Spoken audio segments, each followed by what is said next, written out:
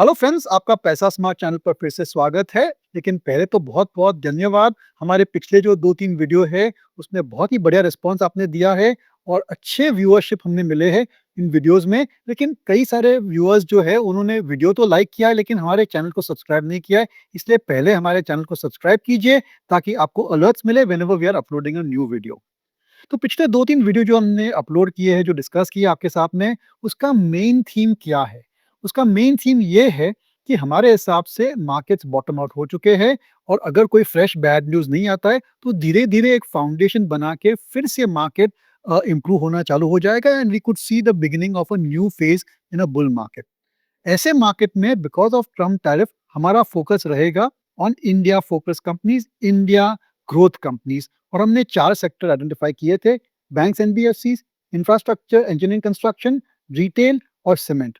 और आज जो हम आपके साथ सेक्टर डिस्कस करने वाले हैं इन अवर सीरीज सेक्टर का राजा, we are going to discuss the NBFC sector. तो हमने ये सेक्टर क्यों चुना है, उसकी वजह क्या है? तो पहले आगे जाने से पहले ये जो हमारा निफ्टी का मंथली चार्ट है, इस पर आप खास ध्यान रखिए और फिर और 2-3 चार्ट है उस पे भी आप थोड़ा नज़र डालिए। तो ये है हमारा निफ्टी का चार्ट और अगर आप देखेंगे तो फ्रॉम अक्टूबर ऑफ 2023 जहाँ पर निफ्टी 19,000 के आसपास था, that went all the way to 26,000 यानी कि 35% का अप्रिसिएशन हमें मिला निफ्टी में। लेकिन उस समय में अगर आप देखेंगे, ये था सिचुएशन बैंक निफ्टी का, क्योंकि एनबीएफसी का कोई खास इंडेक्स नहीं है, इसलिए we are going to take a reference point with the bank Nifty. ये जो बैंक निफ्टी है that is the pink line और निफ्टी है that is the blue blue line. तो ये जो पीरियड था where we saw the correction right from सितंबर of 2024 to currently which is 11th March 2025। अगर आप देखेंगे तो bank Nifty has outperform significantly because as you can see the pink line is above the blue line by a huge margin. लेकिन अगर आप पूरे जो बुल मार्केट जहाँ से शुरू हुआ और अब तक का अगर हम कंपैरिजन करेंगे, तो you will see that actually the bank Nifty has under perform the Nifty, यानी कि जो पिंक लाइन है that is lower than the blue line. तो मेरा कहने का मतलब ये है कि अक्टूबर 2023 से सितंबर 2024 which was the bull market and सितंबर 2024 to March 2025 which was the bear market, यहाँ पर जो हमने देखा है कि banks, NBFCs during the entire period have underperform. लेकिन जो फॉल आया है मार्केट में फ्रॉम सितंबर 2024, दे हैव आउट परफॉर्म। तो अगर आपको ऐसे स्ट्रेंथ वाले सेक्टर में निवेश करना है which I think will outperform when the bull market starts again, तो आपको जरूर से बैंक्स और एनबीएफसी पर ओवरवेट रहना चाहिए।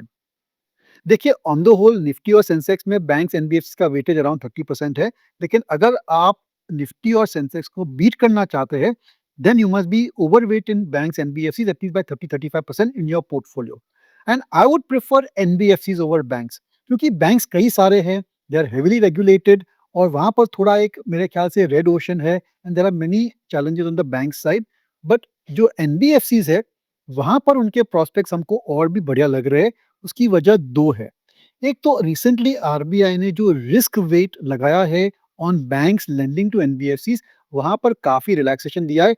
इसका मतलब यह है कि funds will flow into the NBFC sector और उनकी जो लिक्विडिटी है वो इंप्रूव होगी, जिसकी वजह से they will be able to lend even more for all their products, be it housing finance और vehicle loans, micro finance, gold loan. तो एनबीएफसी सेक्टर को थोड़ा सपोर्ट दिया है आरबीआई ने in terms of better liquidity flows through lower risk weightages. दूसरी बात यह है कि इंटरेस्ट रेट आरबीआई ने कम किए हैं एंड उसका फायदा एनबीएफसीज के जो नेट इंटरेस्ट मार्जिन है उस पर पॉजिटिव इफेक्ट आएगा। नेट इंटरेस्ट मार्जिन मतलब the rate at which the NBFCs are lending versus the rate at which they are borrowing. तो ये जो प्रेशर था नेट इंटरेस्ट मार्जिन पर for the last several quarters, that may ease and that net interest margin also may go up. तो हमारे ख्याल से ये जो एनबीएफसी सेक्टर है it is poised for take off because of better liquidity coming into the system and because of improvement in the net interest margins. और NBFC में बहुत ही सारे बढ़िया कंपनीज है, very aggressive management and the sector as a whole has flourished over the last several decades also. तो investor को जरूर से इस सेक्टर पर ओवरवेट रहना चाहिए। Deepan Mehta is joining us now, director at Elixir Equities. Dipan Mehta. We have Dipan Mehta. Welcome on board, Dipan Mehta. The Dipan Mehta. Dipan Mehta Dipan Mehta. Deepan Mehta is with us. The market big voice में दीपन मेहता। चलिए आगे चलते हैं। और NBFC जो sector है वो बहुत ही बड़ा है, लेकिन उसमें बहुत सारे सब सेक्टर्स हैं और ये सभी सब सेक्टर्स का कुछ ना कुछ नुआंस हम डिस्कस करेंगे। तो पहले तो मैं आपको बताना चाहूंगा कि ये जो हमारा सेक्टर का रहा था जो वीडियो है, उसमें थोड़ा-सा हमने फॉर्मेट चेंज किया है क्योंकि एनबीएफसी सेक्टर बहुत ही बड़ा है, तो हम सब सेक्टर डिस्कस करेंगे और उस सब सेक्टर्स में कौन से राजा है, सब सेक्टर का राजा, उस कंपनी को हम थोड़ा बहुत डिस्कस करेंगे आपके साथ में। यानी कि एक ही वीडियो में आपको कई सारे हम आइडियाज़ देंगे, जो आप स्टडी कर सकते हैं और फिर अगर आपको अच्छा लगे तो आपके पोर्टफोलियो में निवेश कर सकते हैं। तो बेसिकली जो एनबीएफसी सेक्टर है, उसमें कई सारे सब सेक्टर है जैसे मैंने कहा, तो एक तो हाउसिंग फाइनेंस हो गए, फिर व्हीकल फाइनेंस है, गोल्ड लोन्स है, माइक्रो फाइनेंस है, कुछ डाइवर्सिफाइड एनबीएफसीज़ है जो सभी प्रोडक्ट्स में काम करते हैं and then there are the term lending institutions. तो ये जो 6 सब सेक्टर्स है, उनका थोड़ा बहुत हम फाइनेंशियल डिस्कस करेंगे और वहाँ का जो राजा है, वो आपको हम डिक्लेयर करेंगे और उसका भी थोड़ा हम आपको नुआंस या थोड़ी चर्चा उस पे भी करेंगे। चलिए हमारे जो एक्सेल फाइल पर है उस पे थोड़ा आप ध्यान दीजिए। तो ये है पूरे एनबीएफसी सेक्टर के फाइनेंशियल्स। तो अगर आप देखेंगे तो सितंबर 2023 में एनबीएफसी का जो है मार्केट कैपिटलाइजेशन 12,34,000 करोड़ था, जो कि धीरे-धीरे बढ़ के हो गया 15,19,000 करोड़ और फिर अभी जो हम देखेंगे इज़ मोर और less at normal level of about 15,07,000 crore, यानी कि काफ़ी स्टेडी है। ये मार्केट कैप चेंज है that has been pretty much flattish for the last several months also, at least from the time of the bear market which has started. Company की जो trailing 12 month profit है यहाँ पर आप देखेंगे that also is pretty much flat over the past several quarters also और उनकी growth rates यहाँ पर देखेंगे तो it is pretty much steady, कुछ खास ग्रोथ रेट्स नहीं है।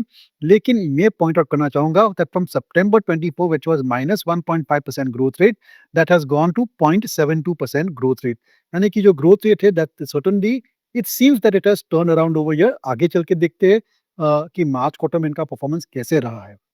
प्राइस अर्निंग मल्टीपल आप देखेंगे प्रीटी मच कांस्टेंट है, यहाँ पर कुछ खास डिस्कस करने की जरूरत नहीं है क्योंकि कोई खास चेंज भी नहीं है यहाँ पर। और कंपनी के जो क्वार्टरली प्रॉफिट्स थे विच वो 47, 22%, 13% ग्रोथ, ये भी बॉटम आउट हो चुके हैं एंड दिसंबर क्वार्टर में we are seeing the growth coming to 2.81%। तो मोटा-मोटा ये मैं कहना चाहूँगा कि मार्केट कैपिटलाइज़ेशन भी फ्लैटिश है, प्रॉफिट ग्रोथ भी फ्लैट है, प्राइस अर्निंग मल्टीपल भी फ्लैट है। लेकिन जो मैंने आपको चार्ट दिखाया था कि हमने देखा है कि from a price perspective NBFC sector तो फ्लैट है but Nifty and other stocks have corrected. तो ये मैं कंक्लूड करना चाहूँगा कि एनबीएफसी सेक्टर में there is a underlying strength और जैसे-जैसे मार्केट में सेंटिमेंट इंप्रूव होगा, you will see that the NBFC sector will start to outperform. चलिए एनबीएफसी के इंडिविजुअल सब सेक्टर्स को डिस्कस करते हैं। तो जो सबसे बड़ा सब सेक्टर है that is the housing finance companies और वहां पर भी आप देखेंगे कि the last few quarters the market capitalisation have been pretty much steady, यानी सितंबर 2023 से जहां पर जहां से बुल मार्केट चालू हुआ it went all the way to 1,90,000 crore and thereafter it corrected significantly to 1,45,000 crore क्योंकि करेक्शन आया because of drop in growth rate. जो नेगेटिव ग्रोथ रेट आ गई सेक्टर में उसकी वजह से we are seen a correction in the overall stock prices of this sector और जो अर्निंग्स है वो भी काफी नेगेटिव है, that more less because of increase provisioning with in the sector. Company की जो प्रॉफिट्स थी वो भी प्रीटी मच नेगेटिव ट्रेंड में चल रही है। तो मेरे ख्याल से ये जो सेक्टर है एज अ हाउसिंग सेक्टर, इस ये जो एनबीएफसी का सब सेक्टर है इसमें इन्वेस्टर को थोड़ा सावधान रह जाना चाहिए। और ये जो सेक्टर है उसमें से सबसे बड़ी ग्रोथ कंपनी है दैट इज आवास फाइनेंसेस, इस पर आप फोकस कर सकते हैं because that is one company with in the sector which I think I can say is the sector का राजा और अदर सब सेक्टर का राजा। ये जो आवास फाइनेंसर है that is focused on low cost housing और इसकी ग्रोथ रेट्स हमेशा इंडस्ट्री से कहीं ज्यादा रही है और उनका जो कलेक्शन एफिशिएंसी है, उनकी जो एनपीए मैनेजमेंट है वो काफी अच्छी रही है because on the whole housing finance companies में ऐसा रहता है कि नॉर्मली जो एनपीएस है वो इतनी ज्यादा बढ़ती नहीं है because nobody wants to lose their house because of non payment of EMI. तो ये था discussion on housing finance companies और हमारा ये जो कंक्लूजन है कि जनरली ये सब सेक्टर को आपको अवॉइड करना चाहिए क्योंकि खास ग्रोथ रेट्स है भी नहीं और ये जो सेक्टर है वहां पर maximum competition is there from the banks, इसलिए I would avoid the housing finance companies for the time being. दूसरा जो आता है हमारा सेक्टर डिस्कशन के लिए दैट इज द एमएफआईज यानी कि माइक्रो फाइनेंस इंस्टीट्यूशन। ये तो बहुत ही पिट चुके हैं because of various reasons, most importantly कि पिछले कुछ क्वार्टर्स में इनके जो बैड डेट्स है, जो एनपीएस है, that has spiked because of various reasons. But on the whole मेरे ख्याल से जो अभी कम्युनिकेशन आ रही है from the sector, it does appear that the worst is over and broadly collection efficiencies फिर से इंप्रूव हो रही है across India with the exception of maybe Karnataka, जहां पर एक गवर्नमेंट का ऑर्डिनेंस आया है जिसकी वजह से कलेक्शंस थोड़े भारी पड़ गए हैं। ये जो सेक्टर है, ये एक बहुत ही high risk, high return sector है और सभी निवेशकों के लिए नहीं है क्योंकि काफ़ी वॉलेटिलिटी रहती है स्टॉक प्राइसेस में और अर्निंग्स में भी काफ़ी अप डाउन होता है। लेकिन अगर ये सेक्टर के प्रोस्पेक्ट्स इंप्रूव हो जाते हैं, तो वैल्यूएशंस आर अट्रैक्टिव और अगर टर्न अराउंड आ जाता है, तो you will see that the companies in the sector which are 40 to 60% from their highs, they can certainly recover lost ground. तो माइक्रो फाइनेंस जो है is only for high risk high return और अगर आप इसमें एक कंपनी में निवेश करना चाहते हैं या सोच भी रहे हैं देन डेफिनेटली जो लार्जेस्ट कंपनी है इस सेक्टर में credit access Grameen we would rate that as the sector का सबराजा because on the whole this company की जो बैलेंस शीट है उनका जो एनपीए मैनेजमेंट है उनकी जो डाइवर्सिफाइड पोर्टफोलियो स्ट्रैटेजी है एंड उनकी जो रिस्क मिटिगेशन सिस्टम्स है वो सबसे बेहतर है।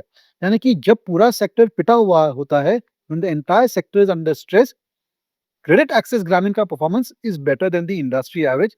इसी वजह से सेक्टर का सब राजा इस क्रेडिट एक्सेस ग्रामीण। लेकिन मैं फिर से कहना चाहूंगा कि ये जो सेक्टर है काफी वॉलेटिलिटी है इसमें, इसलिए प्लीज आप सोच समझ के सावधान रह के इसमें आप निवेश करने का सोचिए। तीसरा जो सेक्टर है is the term lending sub sector.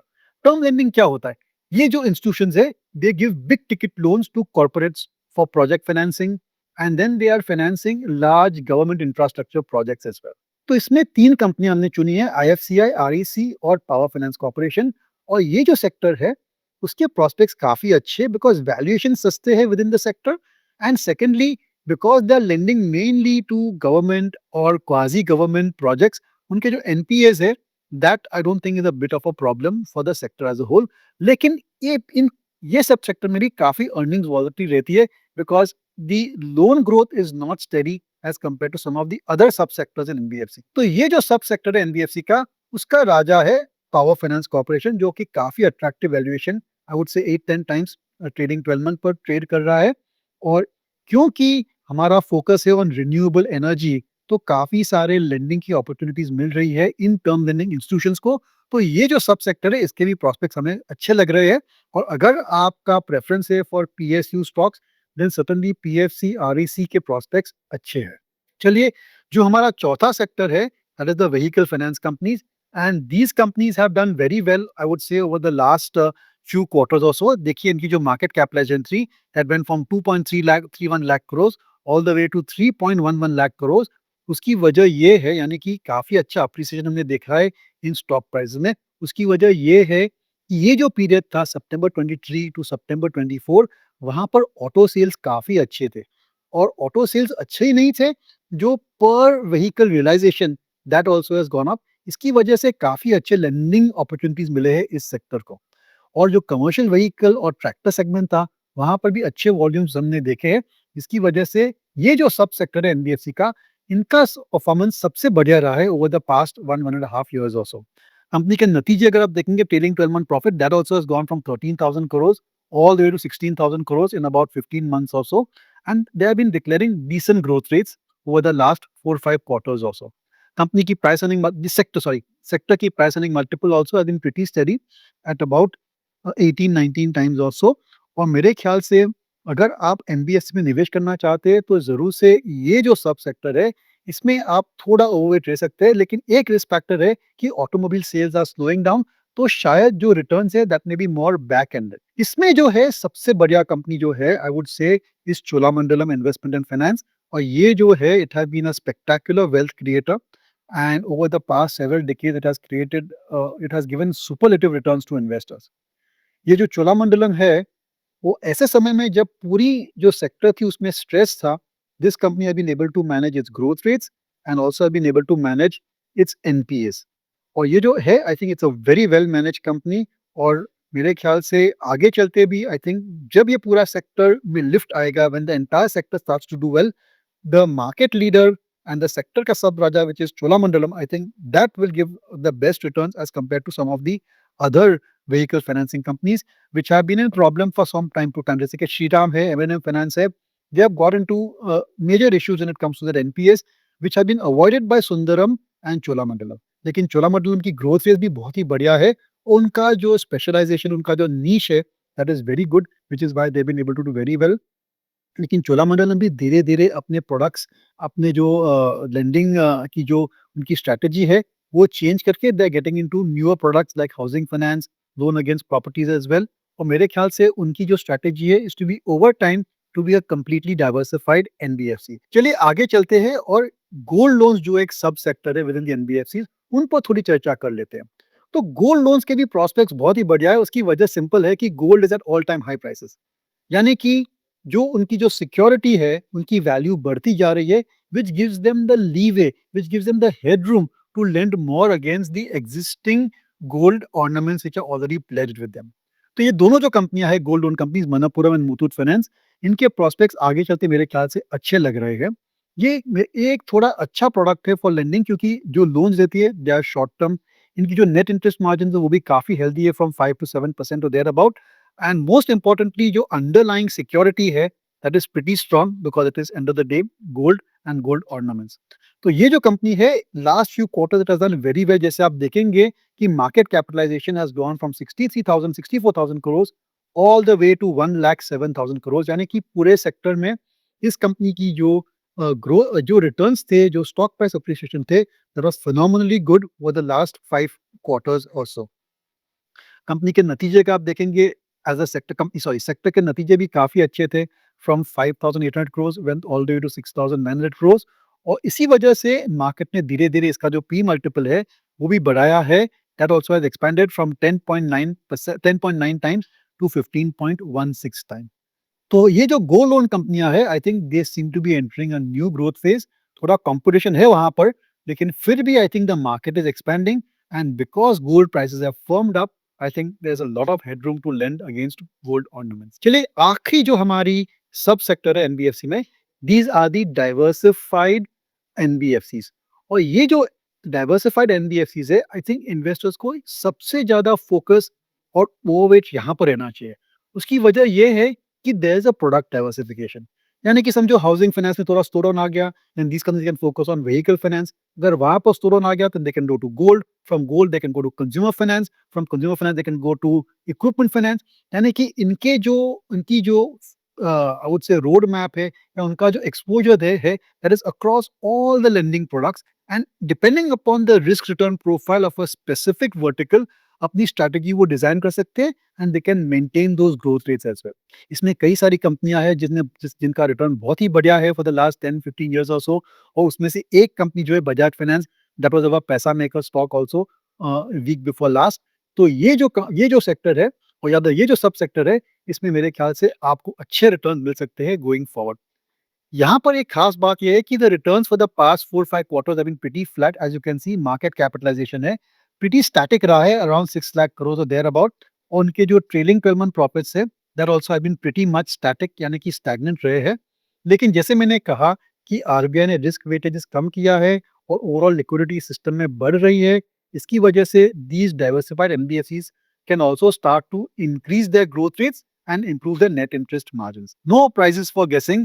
ये जो सब सेक्टर है, इसका राजा will always be Bajaj finance limited, जो कि इंडिया की सबसे लार्जेस्ट एनबीएफसी है। 5 लाख करोड़ का मार्केट कैपिटलाइजेशन है, और 5 साल साइडवेज जाने के बाद अब हमने देखा है कि it is really out performing the Nifty and the Sensex. और अगर कोई स्टॉक मंदी की मार्केट में निफ्टी और सेंसेक्स को आउट परफॉर्म करता है, not only out perform, giving positive returns, तो जब तेजी का बाजार आएगा, तो I think this stock can do exceptionally well. इसीलिए हमने इसको कवर किया था इन पैसा मेकर स्टॉक। और ये जो कंपनी है, it is part of the Nifty Sensex. और ऐसी बड़ी कंपनियां can always be made part of the core holding, where you can give that company among the top 4 or 5 within that portfolio. तो ये था हमारा discussion on the NBFC sector and the various sub sectors. लेकिन risk factors क्या है? केवल एक ही रिस्क फैक्टर है, that is rising bad dates. यानी कि अगर बैड लोन्स कलेक्शन एफिशिएंसी कम हो जाती है और बैड लोन स्पाइक हो जाते हैं, तो पूरा सेंटिमेंट इस सेक्टर में खराब हो जाता है, and we see a sharp correction. लेकिन पिछले 4-5 क्वार्टर्स में काफी प्रोविजनिंग किया है इन सेक्टर्स में, इन कंपनियों ने। और आगे चलते शायद लग रहा है कि जो एनपीए की जो प्रॉब्लम थी, that may not be as high, and we may see gradual flattening out of the provisioning required for NPS, जिसकी वजह से I think we may see a very good growth in profits. तो NBFC sector पर जरूर से आप study कीजिए और आप इस पे फोकस कीजिए, क्योंकि मेरे ख्याल से कई क्वार्टर्स के बाद we may see outperformance over year. और अगला जो फेज है बुल मार्केट का, आई थिंक कि after many quarters of underperformance the NBFC sector may do very well. तो ये थी हमारी discussion on the NBFC sector. I hope you I been able to explain to all the nuances. देखिए ये complicated sector है और बहुत बड़ा सेक्टर है, इसलिए शायद आपको थोड़ा समय लगेगा समझने के लिए, लेकिन इसमें कई सारे विनर्स आ सकते हैं over the next few months and quarters. Thank you very much. This podcast is produced by Elixir Equities Private Limited, a SEBI registered research analyst. Registration number INA 00004787. The information provided in this podcast is for educational and informational purposes only and should not be considered as investment advice. Investment in securities market are subject to market risk. We strongly advise all investors to read all related documents carefully before investing.